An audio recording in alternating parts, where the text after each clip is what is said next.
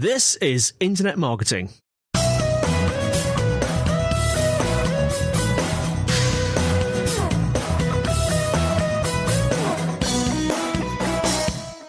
Hello and welcome to the Internet Marketing Podcast brought to you by Visibility. I'm your host, Scott.colenutt, and with me today is Robin Christopherson, and we're going to be discussing creating a business case for digital accessibility. Welcome to the podcast, Robin. Thank you so much. Thanks for having me. No problem. So can you talk me through a little bit about AbilityNet, the company that you work for, your goals at AbilityNet, and then a little bit about your specific role in AbilityNet? Great. So yes, I work for AbilityNet, as you say. It's a charity to do with technology and disability or impairments of all kinds. We're fortunate enough to have been around for a while. This is our 25th anniversary this year. And it's like being paid to play with tech and the best kind of tech that actually helps people in really fundamental ways. So people with disabilities for whom choices would be really, really limited otherwise. It's such a leveler. It's such a door opener. For me, I'm blind, for example. I can't, do many careers, but technology enables me to, work as an IT consultant for AbilityNet. For other people, it might be to, be a coder or whatever it might be using speech output. And if you look at all the other disabilities, all the other impairments as well, it might be some special equipment. It might be voice recognition. It might be helping with mobility to overcome some sort of physical issue, to be able to get around, to get to work or to get to the, shops or whatever it might be. So AbilityNet is all about helping make sure that people can have as many opportunities, as many choices as other people do. So I'm really, really lucky to be working for such a brilliant organization. My role, head of digital inclusion, is more on the advocacy and consultancy side of things. Although I do help with delivery, we have a range of services to help organizations make sure that their websites and apps are inclusive. We do assessments for individuals in the workplace or at home or at university, for example. So there's a range of services, and I'm slightly involved in most of the areas of AbilityNet, but my main role is in advocacy, making sure that it's always on the agenda of government and other, policy-making bodies, etc. And speaking to people like yourselves on brilliant podcasts like this to help get the message across about how accessibility is absolutely relevant and important to anyone working in IT. And marketing is absolutely no exception. And hopefully we're going to be able to explore that. Yeah. And so what's your experience just in the marketing side and the marketing industry? So marketing is all about reach. It's all about having a relevant message. If you spend a lot of time curating and crafting what your messages are that you're going to get out there, making sure that you have done as much as you can to reach people where they are, etc. Social media, email, newsletters, all that sort of thing. Just imagine if a fifth of the people that you are reaching out to can't access that messaging, can't take advantage of those discount codes or whatever it might be, because they can't access that technology either visually or from a reading point of view or from a cognitive kind of understanding point of view, or they physically can't click on the discount link or whatever it might be because you've done it in an inaccessible way. Now, hopefully we're also going to talk about how accessibility is actually for a much broader audience than just people with disabilities who need to have things coded or, sufficient color contrast, having things in a certain way which will help them overcome their impairment or will work properly with their assistive technology. But, it's much, much broader than that. And it will actually make your comms, your messaging, your content better for Google, better SEO, better platform compatibility. It's able to be ported over to a range of different uses that you might want to put your efforts in marketing to. And it also makes it easier for people to see, comprehend, access, who have got no impairments at all. And we can talk about that. Congratulations, by the way, on the 25th year for AbilityNet and for your role in that as well. I'm curious to know a little bit more. As you were talking there, I didn't know much about the offline aspects of what you do at AbilityNet. So could you give me like an estimated percentage split of the amount of companies that you help with offline challenges or solutions versus online? That's mostly with individuals, not companies. So, but it could be employees within companies. It's basically helping disabled people get the right tech, the right software solutions, the right tweaks to their devices to help them perform at their best, whether it's in education, in the workplace, or just to be able to order those groceries online. That was literally a lifesaver during COVID for people who needed to get groceries to the door and who were vulnerable and isolating and that sort of thing. So, yeah, I would probably say half and half. So half of what we do is aimed at the disabled individual. Half is aimed at corporates and public sector to make sure that their digital offerings are inclusive. And being a charity, any surplus, as we call it, we don't call it profits, gets ploughed right into those free services to disabled individuals. So we've also got an advice and information line. You can email inquiries at abilitynet.org.uk. And there's a free phone number as well. So there's loads of ways in which we deliver our sort of charitable mission. And we don't get any funding from government or anything like that. So the services that we have, the consultancy services around making digital more inclusive, is a brilliant model to pay for the free stuff that we do. And I'm already sensing from the way that you're speaking about this that your role is encompassing of everything that you've just described there. So it sounds like you are very keen and interested in support on the technology side and equipment side, but equally interested, experienced in the accessibility when it comes to websites and apps. And as we're going to be talking about the business case for those things as well. Absolutely. So I started as an assessor back in the mid-90s, going out to people in the home, in their colleges or wherever they might be, and looking at the technology that might help them overcome their particular challenges. And then in 2003, which was the first year that it became clear that there was a legal requirement for digital accessibility, I started the accessibility consultancy team, which now is 30 odd strong and delivering a lot of services. A recent development in that area is that we now work with companies to be much more proactive, to embed accessibility in everything they do. Because up until now, we'd been delivering audits and doing, diverse user testing and stuff like that to make sure their products are compliant, but also sort of real life usable for disabled people. But it was only ever on a kind of a ad hoc basis, we've got this new project. We know that it needs to be made accessible, so we'll bring in AbilityNet to assure that element of it. But really, organizations need to think about accessibility right from the start of any project. And that certainly goes for marketing as well. Accessibility isn't something that you want to get sign off on a particular marketing campaign or, a website article or whatever it might be. You really want to think about building that in from the start and have an awareness of what the kind of key elements there are, so that you're not having to look at, retrofitting or making choices early on in the content that you're using. That means that, okay, we didn't think about captions or we didn't think about the color contrast in the video. Let's put it out anyway, so because it's the 11th hour and marketing in particular is very high turnover, agile, so it's not like it's something that you're working on for 2 years to overhaul a website. So, thinking, shifting left in the process and thinking about accessibility or inclusive design, as I like to call it, all the way through means that you don't get any horrible surprises and that the content that you produce on a day-to-day basis is going to be pretty good.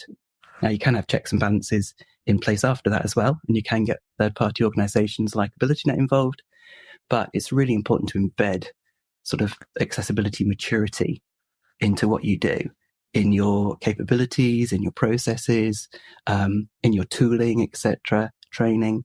And that's what we've been doing increasingly in recent months and years with helping organizations look at every corner of what they do and to find the gaps in, we're not, when we procure things, we don't actually ask them if they're going to be accessible, and that's just buying in accessibility. So there's lots of areas where you can shine a light on something and say, okay, we need to do that slightly better. And we've got kind of formalized processes that can help organizations do that. I think, did you say you were undertaking website usability testing from maybe the mid to late 90s? Was that right? So we did a certain amount of looking at organizations' websites and that sort of thing. But, you might be aware the Disability Discrimination Act came into effect in 1995. And that was a massive milestone for people with disabilities because you could quite happily discriminate against them in the workplace, in education, in services before that and not really have any comeback. Now, that was brilliant, but because in that legislation, it didn't call out digital because digital was still quite nascent. It was quite young, particularly online.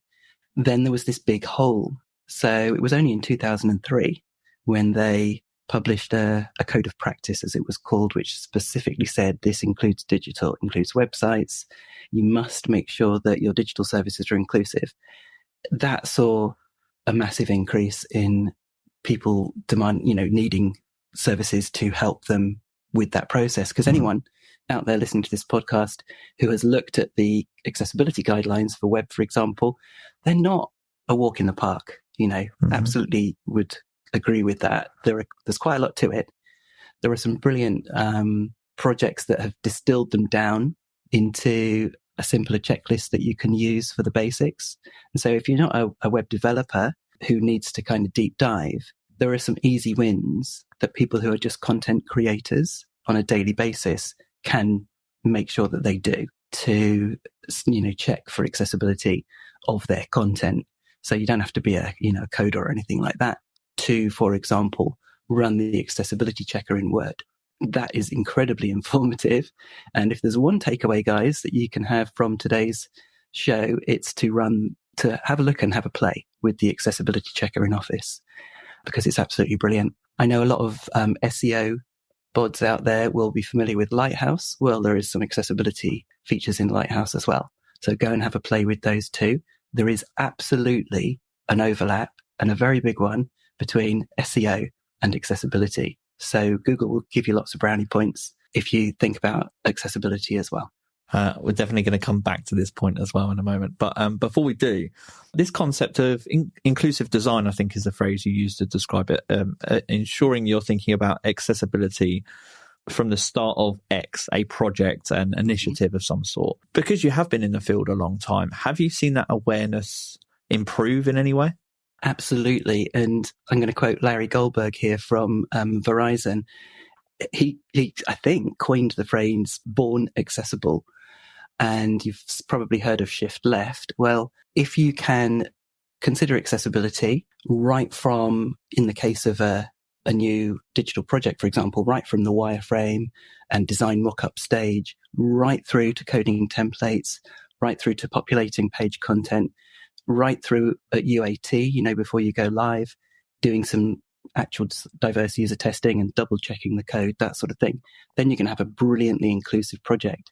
If it's, creating marketing materials, then it's, what I was talking about before, checking headings, alternative text, making sure that links are clickable from the keyboard, that the particular CMS that you're using doesn't produce links that need to use a mouse, that sort of thing. So there's like a checklist that you can use. And a lot of CMSs have built-in accessibility functionality, some better than others. A lot of content starts off in Word, for example, as I mentioned before, or in an Outlook email. Then there's brilliant accessibility features in there too, with the accessibility checker that I talked about. So yeah, there's some simple things that you can do. But this idea of being aware of accessibility and the kind of key do's and don'ts, and bearing it in mind as part of your day job and not delegating it to any accessibility champions you might have within your team or within your organization, but to kind of own it yourself, that is going to be massive. That's going to make your content so much more inclusive. And the reason why I like the idea of inclusive design as the phrase to think about rather than accessibility is because, yes, it's about accessibility, and yes, it's the accessibility guidelines that you would look at. There are ones for web, there's ones for iOS apps, there's ones for Android. So yes, it's the accessibility guidelines at the end of the day, and yes, they're aimed at disabled people. But if you follow those guidelines, then you're going to make products that are so much easier for every single user. And that is without exaggeration. And you might be thinking, well, how on earth are the accessibility guidelines going to help every single one of our consumers of, the messaging that we're putting out there? Well, mobile is definitely it's a mobile first age that we're living in.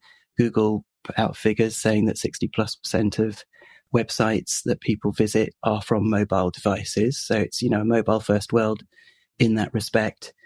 And mobile in particular is like extreme computing.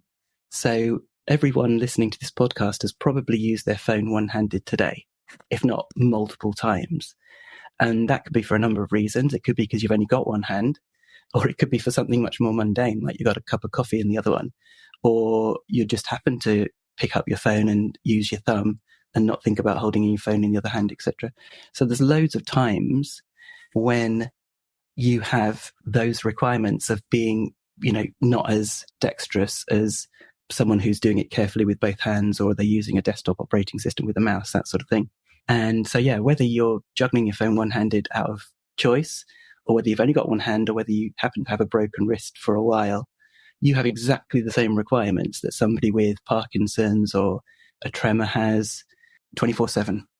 And the guidelines that accessibility outlines for that group, things like separating tappable areas with white space so you don't hit the wrong one, having minimal tappable area size of 44 by 44 px if you're interested, so that they're not too small to aim at. Those requirements will help every single user who's using a mobile device in a kind of a casual way. And obviously it'll help people who need those requirements because of an impairment or disability be able to access your content at all. And those same, ideas of situational impairment go for vision, whether it's a small sheet of glass on a sunny day, you need the same color contrast and decent default font choices, hello iOS 7, where Johnny Ive decided to make all the fonts really, really slender, as someone with a vision impairment 24/7. Or if you're in a noisy cafe, or whether you're a student who's, sneaky watching a video under the, desk in the lecture theatre and they have the YouTube captions turned on. Google said that 65% of people watching YouTube videos have captions turned on. And that's not that they all have a hearing impairment. It's that they are watching it in a noisy environment, or maybe it's all of those screens in bars or stations or restaurants where they have the sound turned off and just the subtitles on. I could go on and on. Yeah. If you're trying to order an Uber after a good night out, then you are cognitive impaired and you need to have extreme UX, just like somebody with a cognitive impairment 24/7 needs to be able to successfully order an Uber at all. So if you apply those same messages, those same concepts to the marketing comms that you're putting out, make sure you follow the accessibility guidelines and everybody will have a better time in accessing your content. And some people will be able to access it full stop when otherwise they wouldn't have been able to, but everyone will have a better time. There was some brilliant research. I'll just finish off. Yeah, that's fine. The RNIB, the Royal National Institute of the Blind, they did some research and they got a group of visually impaired people to look at a number of different websites. And surprise, surprise, the ones that were compliant, that were accessible, were much easier to use. But that wasn't the big finding. They also had a control group of able-bodied testers, which all good research studies should have, so that you can compare and contrast. And the able-bodied group actually found the accessible websites much easier to use as well. On average, they performed the tasks that they were given 35% more quickly. And who wouldn't bite someone's hand off for a 35% usability bonus in what you're doing? So there are very real benefits for doing things in an inclusive way. And that's why I like to think of doing things, according to the accessibility guidelines as making them inclusive. So digital inclusion is what I'm talking about here, because accessibility absolutely is at the heart of it, but there's too much baggage associated with it. People think it's only for disabled people, whereas actually if it's a numbers game, it's for everybody, and you will get the disabled people the 15% of your audience that absolutely need it, but everybody will benefit from it. Digital inclusion, and I'm thinking back to, did you say the Disability Discrimination Act was finalised in 2003? Is that when it came in? Yeah. It came in 1995, but they didn't mention digital. 2003 was when they had like an appendix to it, which said, oh, by the way, guys, digital's covered as well. Because there was a lot of organisations that were kind of prevaricating before then. I don't think it's covered. So it's been 20 years now. And what I'm thinking here is there are a lot of messages that you shared there about the benefits of digital inclusion beyond just the accessibility needs of a subset of users. It's really the benefits to everyone that you talked about there. But do you think this concept of digital inclusion has improved over the last 20 years? And if it has improved, have there been any milestones in the last 20 years that you can point to and say, that made a big difference? Absolutely, it's improved. It's been incremental with the rise of digital generally. And, in 20 years, that has come on in leaps and bounds. I mean, just imagine a computer in front of you or your phone and you have no internet connection. It's just, what would you do with it? Yeah. Bit of word processing, that sort of thing. It just isn't a useful device. So with the, ubiquity of the internet, and now with everything going online, it's just like a portal to the world. And that's why it's such an enabler. If you can't use a standard keyboard, use an ergonomic one, or use voice recognition. If you can't use a mouse, then use the keystroke alternatives, or, again, voice command it. If you can't see the screen, use speech output or a braille display. I could go on and on. The redundancy, which is the kind of technical term for choice that's built into computers, is astronomical. It's breathtaking. And now you can control computers by thoughts, the Neuralink project of Elon Musk, etc., and others. So, there's such a variety of ways of interfacing, which is incredibly empowering. But what you're interfacing is just, mushroomed beyond people's wildest imagination. I would have thought 20 years ago. So digital is absolutely important. I don't need to, I can't stress that enough. And I'm sure your listeners will agree. It's all about the internet and digital, and who could imagine a world without it? So the need for things to be done in an inclusive way has grown with digital, and, the need, the 15% of the organization, of the population that would literally be locked out from the digital world otherwise, has become proportionately louder and better appreciated. But it's really the advent of the smartphone, which is in the sort of last 10 years massively, that, like I said before, has led to this age of kind of extreme computing. And that means that people are consuming digital everywhere. And then obviously we could talk about wearables and stuff like that, but it's only going to proliferate. So the more you're taking devices with you, the more extreme your requirements are, and the more of a need there is to do things in a really inclusive way. So, getting the message out to people with whatever kind of campaign you're working on at the moment, you need to be much more aware of the number of platforms and the variety of platforms that people will be accessing them on.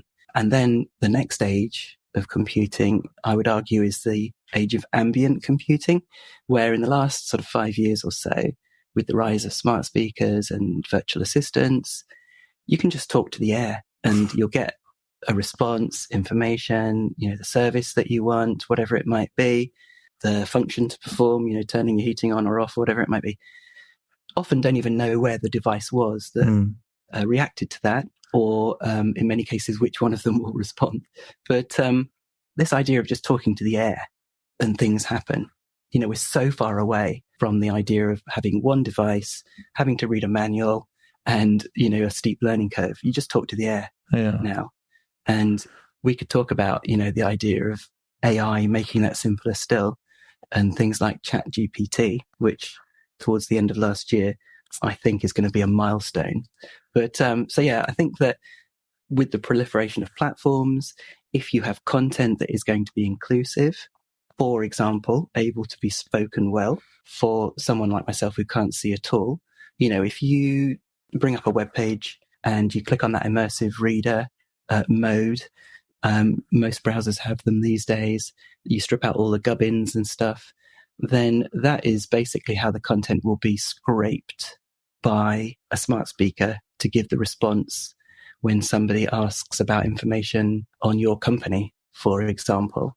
And if you hit the play button on that in your browser and you start listening, and horror to horror of horrors, you can't see it on the screen, but it suddenly starts reading out a load of JavaScript, then I'll get that, and I do on a daily basis, because there's a lot of hidden horrors on web pages for speech output software. And the smart speaker person will get that as well in their response from their Echo or whatever it might be. So you really do need to think about how this content's going to be repurposed.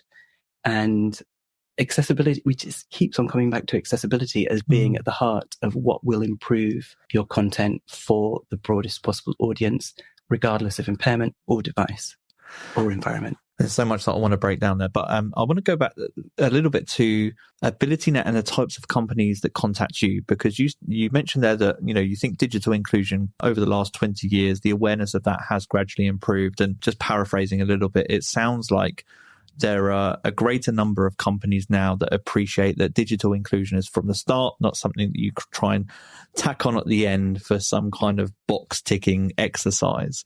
What are the triggers that cause companies to contact AbilityNet now? Are there any commonalities in that? I think that compliance is still a big factor. And certainly in the last few years, when the public sector regulations have come in, your listeners may or may not be aware of the kind of legislative landscape. We talked about the DDA.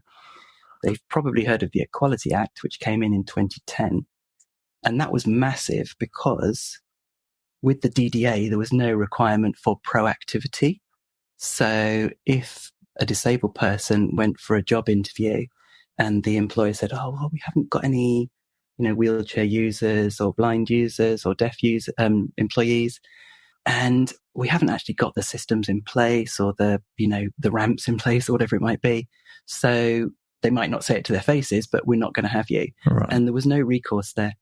So the Equality Act helped there, which said that even if you haven't got those employees today, or you're not aware of those customers today, you absolutely need to make reasonable adjustments to make sure that your premises, your services, your practices are inclusive, so that you can't turn people away with the reason that, it's going to be too much of a wrench to accommodate you because you're our first one, for example. Yeah. So that was absolutely, a landmark shift in legislation. Then just before Brexit, the EU's really good legislation that kind of took it one step further was brought into the UK, but unfortunately it only covered public sector. Then the other one that is in the EU for other sectors didn't make it before Brexit, the guillotine of Brexit. So unfortunately, we only have the public sector one. Now, how does that differ? Well, the Equality Act, brilliant as it was, wasn't enforced. So it had no teeth. So it required people with a disability taking an organization to court, like, Domino's was in the US when it had an inaccessible app. And that's really challenging for a disabled person, or even a group of disabled people that are kind of helped by an organization like the RNIB, for example. So, and often they weren't successful because the company had better lawyers, basically. Yeah. So when the public sector regulations came along, the government, for the first time ever, would monitor websites in the public sector and would fine them. So that made them really sit up and listen. So 4 or 5 years ago, when that came into effect, we saw a massive shift in public sector organizations. So that's local authorities, FE and HE colleges, government, central government and stuff, suddenly pulling their finger out and really doing a good job, because otherwise they might be, fined, and people could find out, because, you can put in a freedom of information request and find out which local authorities or universities have been fined for not being inclusive. So that was brilliant. But yeah, unfortunately, Brexit put paid to the other one. But yeah, imagine if, there was no traffic wardens or speed cameras, if that area of the law wasn't enforced, things would kind of it would be chaos, Yeah. But there's never been like an army of traffic wardens for the internet, which, but yeah, we're seeing a bit of a change now, considering how important this is, absolutely vital to be a leading digital first country. It's about time. What do you think is the most impactful way in which you've communicated some of these key messages about digital inclusion to companies? So you're on the podcast now, you're using this as a marketing medium. Are there any marketing mediums or messages that have been particularly effective in communicating what you feel is important about digital inclusion? I think just like with marketing in general, it's, go where the people are, and that's pretty much, use all the channels. Right. So social media, we're very active there. We have a newsletter. We put up loads of articles on our website, but we also sit on government committees and things, or party parliamentary groups, and we would be involved in government consultation processes and stuff like that. But when we're out there trying to get the message across, we would absolutely cover both the carrots and the sticks. So we were talking about the sticks a moment ago, and thankfully they're getting kind of bigger and more knobbly to hit people with. But the carrots, we would argue, are even more important and compelling. The business case, there's been some brilliant surveys and research done on things like the click away pound. And so it's, really, really important to cover that as well, because there's a significant ROI here. I've not heard of that. I've not heard of that report. Did you say the click away pound? Yeah. So I think it was the Shaw Trust who did a report a couple of years ago where they estimated the purple pound. So that's the disposable income of disabled people and their families. So this is where people have money to spend.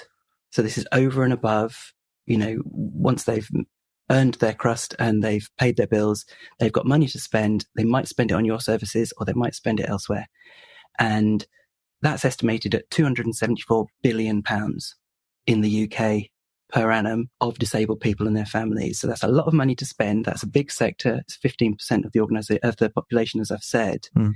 And the clickaway pound basically surveyed that sector, and there were some really interesting findings, not surprising from us, but hopefully eye-opening for other people. 76% of them said that if they met inaccessibility in an online transaction they were trying to do, or a website, they'd go elsewhere. So, if there is another choice, they'll go there, and you'll lose their custom. There's been, there's lots of other useful findings in there, but it's basically saying you will lose this very significant customer base or consumer base if you don't think about inclusive design. A lot of around brand damage, word of mouth, recommendation and that sort of thing. All of those things go out of the window if you have ruined the trust with your consumers by excluding them or making it incredibly frustrating for them to use that site. I mean, Amazon, absolutely brilliant. But imagine, guys, if the images weren't loading on a web page, how much would you trust the description of the manufacturer or the comments in the reviews before you hit buy now on that product if you couldn't actually see it? Well, that's what it's like for me, because none of those images have alternative text descriptions to them. Right. So they're not there for me. So, well, in fact they are, but they're this horrendous string, which is probably a auto-generated file name of the image, which, by the way, guys, if you don't label your images, people are probably going to hear, in a number of situations. So, it's very easy to erode trust with your consumers. And, because it's a digital first world and there's so much choice out there in many areas, they will go elsewhere. So that's another reason to really think carefully about how you prioritize accessibility and digital inclusion. So really, really important that you think about not just making your products inclusive because you would otherwise be locking people out, but thinking of that much bigger kind of 35% usability bonus for everybody else as well. And that makes the numbers really start to pop if that 274 billion wasn't eye-opening enough. As you've been talking, we've kind of been referencing websites, maybe apps a little bit as well. But on the technology side, coming into this podcast, I was thinking about the question, in the last 20 years, and what milestones may there have been in this space of digital inclusion. And actually, smartphone came to mind for me in the, mid to late 2000s. And then I was thinking, well, actually smart speakers and virtual assistants in that respect, which you referenced, would probably have been a huge development. And then you referenced it and you started to talk about how, I think you referenced it as ambient technology or what was the phrase? Computing, yeah. Ambient computing, yeah. Has it been a huge development for you? Like, just speaking from your personal experience, has it changed the way in which you interface with businesses? Absolutely. And how disabled individuals interface with the digital world. Yeah. Entirely. Yeah. I mean, you mentioned, those different kind of milestones, wearables as well, I would say, yeah, where you've got a lot more data that's being collected about an individual, the quantified self, which can really help with health and making sure that people are able to monitor their own health, because, there's only so many talking blood pressure monitors or, talking exercise bikes out there. But as long as you've got something on your wrist, which can tell you your heart rate, tell you whether you've got AFib or, an irregular heartbeat or whatever it might be, that's incredibly empowering for people that otherwise wouldn't be able to access those in a more using a less accessible or inclusive device. Oh, and by the way, I know that the Apple Watch doesn't measure your blood pressure yet. So yeah, but anyway, there are talking blood pressure meters out there. But to be able to take all of that data via Bluetooth and whack it into one central place like the health app is incredibly empowering. But also, I think that the mainstreaming of what was before specialist and very expensive technologies. So, before, if I, as a blind person, wanted to make my computer talk, I would have to spend hundreds of pounds, in fact, the same amount again as the price of the computer, to get a really good screen reader on it. Obviously, narrator's always been built into Windows and VoiceOver on the Mac, but until quite recently, they've been the screen reader that was just good enough to help you download the better one so that you could actually do something, with your computer that was, productive, etc. So nowadays, everything, is almost there in the box. And AbilityNet has got a brilliant website called mycomputermyway.com. And if you go there, you'll find step-by-step guides on how you can customize your devices, Windows, Mac OS, iOS, iPadOS, Android, etc., and popular suites like Office, where everything that's there to be customized and tailored for your, to help you is, outlined in those terms. And unlike a lot of guides online, which might say, okay, now click on this and now click on that, that's no good for someone like myself, for example. So it'll also say, or, press Alt plus F and then C or whatever it might be. So it gives you the keystroke ways of doing it as well. So it's a very inclusive resource. And we would invite anyone to play with the accessibility settings on their devices, because like I was saying before about accessibility not just being for disabled people, the accessibility settings on your devices are absolutely not just for disabled people, but for everybody. And that's why Apple have brought accessibility up from under general to the main level in the settings app in iOS, for example. And if you did like a spider diagram of all of the settings in the settings app, the accessibility section would be well over half of the whole of the settings app. So that's a whole bunch of functionality that you're ignoring. Go for it. We're all different shapes and sizes. Nobody should settle for the vanilla out-of-box experience on their devices. So there's some really, really powerful stuff in there. So yeah, I think that's another major advance, which is the mainstreaming of accessibility features, of really powerful accessibility solutions being built into devices, and all of the different devices, wearables, etc., that again are really inclusive, that have given people a lot more, ways of interfacing with the digital world, but also kind of integrating their information with it as well. And for me as a blind person, to be able to unlock my Mac just from my wrist or authenticate something with a biometric rather than having to dig out a password, a bit like everybody else, it's a much easier way of doing it. But when you have a disability, those kind of fiddly processes can often be much more challenging as well. Biometrics and easy ways of being able to authenticate yourself have played a massive part in making the lives of disabled people easier as well. I know you're not solely responsible for marketing at AbilityNet, but I am curious now, having you said all of that, I was thinking about all of the devices around me and the fact that, even now, when we're thinking about working with companies, we don't necessarily think automatically of the website and how we'll support them with their website development. Sometimes it might be an app, and that could be a smartphone app, or it could be a voice app of some sort. Has the development in that technology and the new interfaces that are available change, or is it changing the way that AbilityNet are thinking about marketing? I would lie if I said, yes, in a big way, because we're probably still focusing on channels that we were 5 years ago or even 10 years ago. Yeah. There are new ones, kind of a new hot app on a smartphone that you need to also target in your comms, etc. But as far as kind of radically new ways of doing things, I don't think so. I mean, we, for example, aren't targeting smart speakers as yet with advertising, with marketing. But how would you do it? I mean, it's not really an open enough platform yet. We have been in discussions with Amazon to make sure that if people ask about AbilityNet, and you guys at home, you can pause and you can, just ask any kind of loose question about who AbilityNet are and what they do, and you'll get really good responses.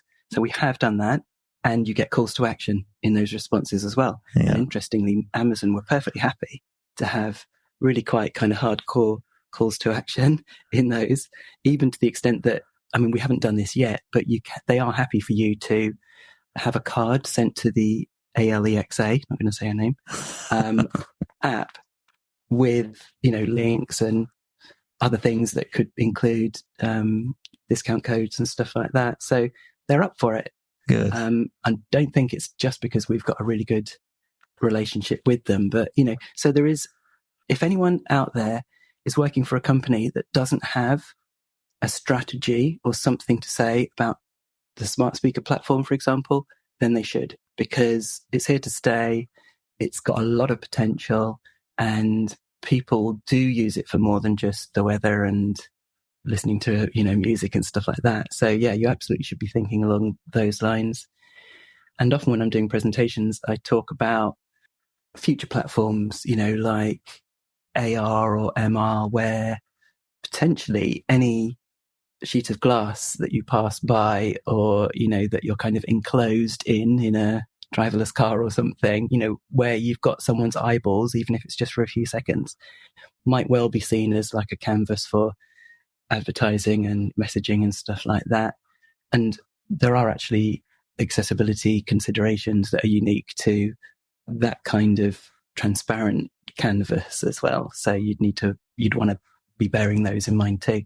But yeah, I think that the platforms are only going to get more and more diverse. So as long as you're always thinking in an inclusive way and thinking, well, what are the implications here for people with these particular impairments? Or if it's a really sunny day, or they're accessing it on a bumpy bus and they're not quite so dexterous as they would normally be. The good news, though, is that all of those things are covered in the accessibility guidelines, so you kind of don't have to stress about them. You just need to follow the guidelines.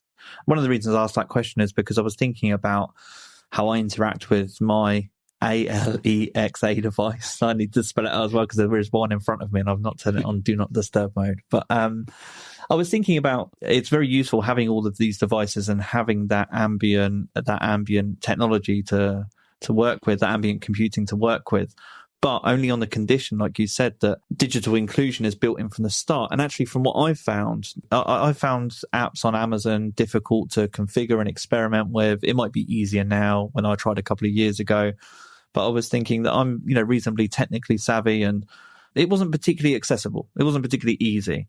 So actually, for me, maybe there was some ground to make up there with any voice assistant and any voice app in making that process of creating voice apps and interfaces a little bit easier. That was what was going through my mind. Yeah, there are loads of different developer platforms or environments to create skills for the Echo. And the Echo is definitely the kind of go-to smart speaker platform for developers Yeah. because it's in most homes.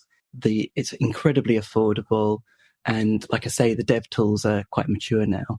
So I would definitely look at that as being the first one that you would target. The smarts within the smart speaker itself have come a long way, and discoverability is a lot better. You can just ask her a bunch of stuff about, what such and such have you got? Like, what's, reminder skills have you got? What games can I play? Or even just like, what can I do? What new things have you got? You can just be quite freeform about what you ask her. But I think that's definitely, it's a really flourishing platform. And I was going to make some other point, but it's gone now. It might come back. No worries. Well, in closing for this episode, you had mentioned at the beginning, you seemed so excited. I could hear the energy as you were talking about your experimentation with, I think you said technology, I'm assuming software and hardware. Mm-hmm. And I just wanted to know if there's anything that you're experimenting with at the moment that you would just highly recommend, or that you're excited about, that you think, oh, wow, this really represents what the kind of, it's just an excellent device, or something that represents where digital inclusion is going from a technology standpoint? I mean, I think the fact that mainstream devices are so inclusive these days, I'm particularly thinking of Apple. Mm-hmm. Disabled people really aren't treated as second-class citizens when it comes to Apple devices. That the new hotness that comes out, whether it's a VR headset this year or an AR headset, which is looking like it's been pushed back a couple of years, that regardless of your impairment, even if it's like someone like myself who's blind, there will be something in that new platform for us. So LiDAR, for example, is making a huge difference for people who need to have pinpoint ranging accuracy. Now, obviously, in the pandemic, there was social distancing and stuff like that.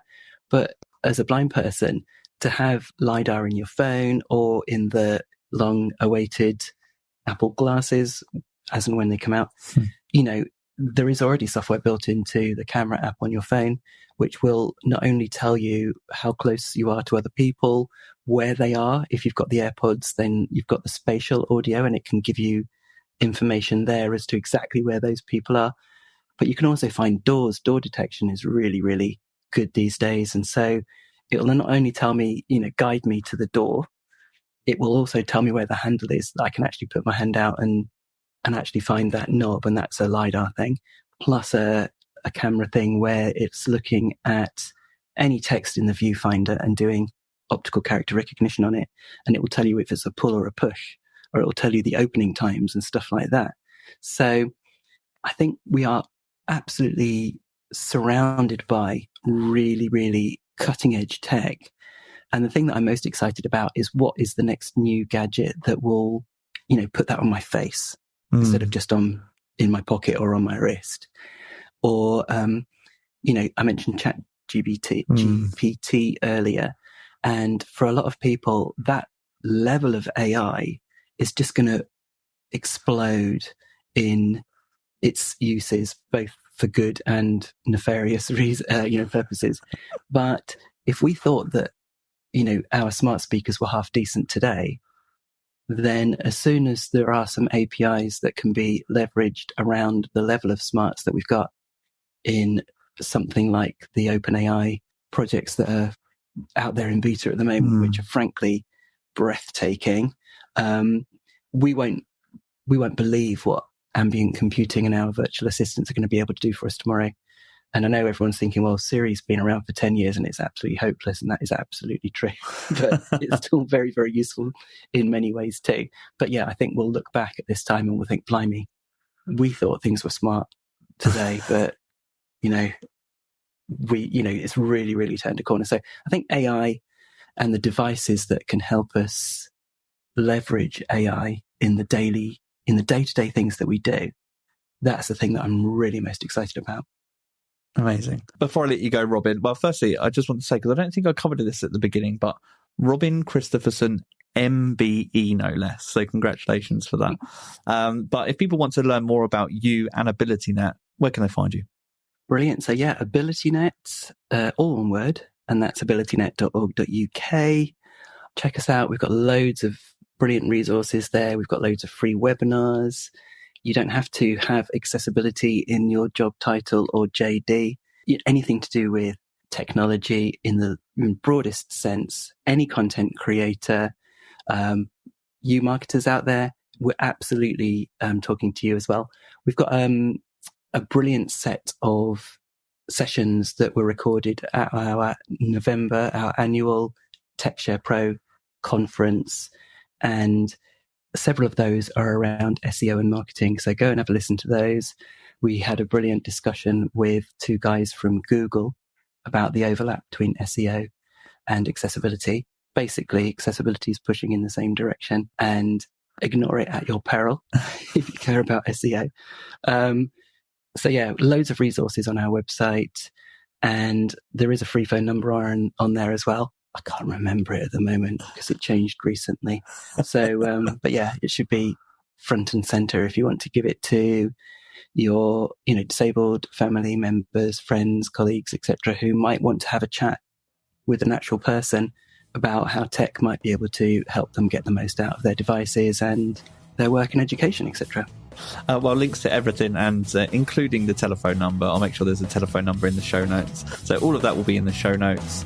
For now, Robin, I know I could talk to you about so much. I've written down notes today about other things I'd like to talk about. So at some point in the future, I would love to have you back on. But for now, this has been the Internet Marketing Podcast. Take care. Thanks, Scott.